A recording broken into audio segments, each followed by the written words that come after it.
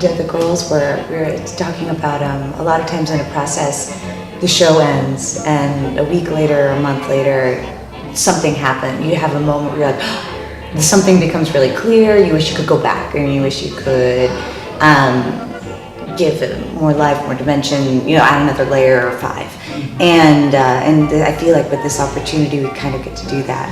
And we get to stay with each process, seems short for each play, but over the general arc of the whole story, where everything's going to be more and more revealed, and these people are going to be more and more fleshed out every story you see.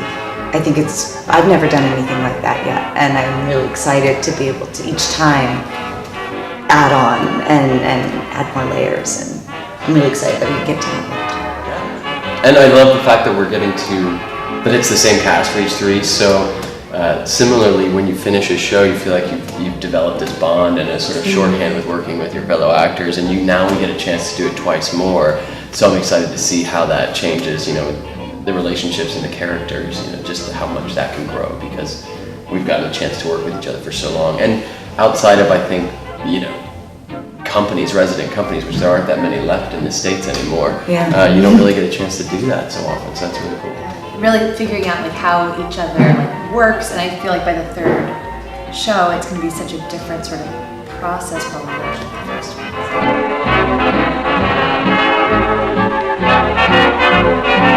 I love the Tom, really Tom with anybody kind of dynamic. I think each character, I feel like they're kind of from the land of misfit toys, so they each, we were also talking about that earlier, about how there's something to love about each person in that way that you're just like, and we seem to love each other all 4. Our characters seem to, it's like we're the only place where they can probably really be themselves, their, full selves for all these people, and so they're very eccentric. So Tom is just one of those people in those characters. He's a really great example of that. Yeah. He's just a totally different rhythm than the rest of. When we were it was just so magical when we were reading it yesterday, even though it was like all 3 plays in a row. I was like, ooh. Just seeing everybody come alive, because when you, I didn't know anybody else who was in the show, and so you have an idea, or when you're reading it on the page by yourself, you have your voice in your head, and you're like, I wonder who these people will be. And yesterday I was just falling in love with everybody as they were talking, which I think, Norman can really relate to that. Who is Marcus playing? Reg. Oh my god, I'm obsessed with Reg and his board games. I just think he's such a specific kind of Englishman, I feel like, that is just you don't see them that much anymore outside of, I think, maybe some sitcoms and stuff, but it's just from a different time, I think. It's just, and his relationship with Sarah is just crazy. The bickering level, normally I think if this were this day and age, if it weren't this play, that level of bickering, the friends sort of just roll their eyes and go, this is on the clock now. This is over in about 2 months.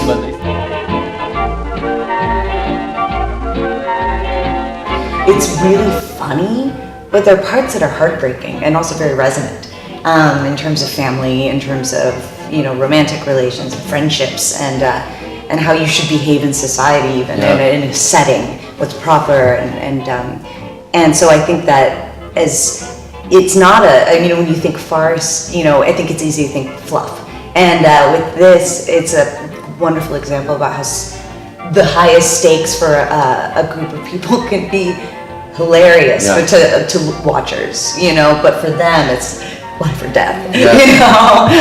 They don't think they're funny. They think their living as honestly as they can. Greatest tragedy and it's the greatest tragedy of their lives, and just happens to be, everyone else thinks it's funny. The relationships are they're not dated at all. They're, you can look at your group of friends and say, oh God, I see that relationship, I see that relationship, I see that relationship. And I think one of the reasons I think it still is as funny is in addition to the stakes being incredibly high, it just reminds me of that family dynamic when you get everybody together in one space. It's like what's that Jodie Foster movie where everyone's home for maybe it's home for the holidays. It's like that, where it's just this powder keg and There's a line in one of the plays, I think it's where Tom comes out and says something, well, there's a lot of home truths being told in there. And we all die every time that line has been read because it's immediately universally recognizable what that means. Like you've had one Thanksgiving or Christmas home with the lots of home truths come out. You know absolutely what that means. And I think everybody just sees themselves and their families in these people. And I think that's Very just relatable. fun to watch for them.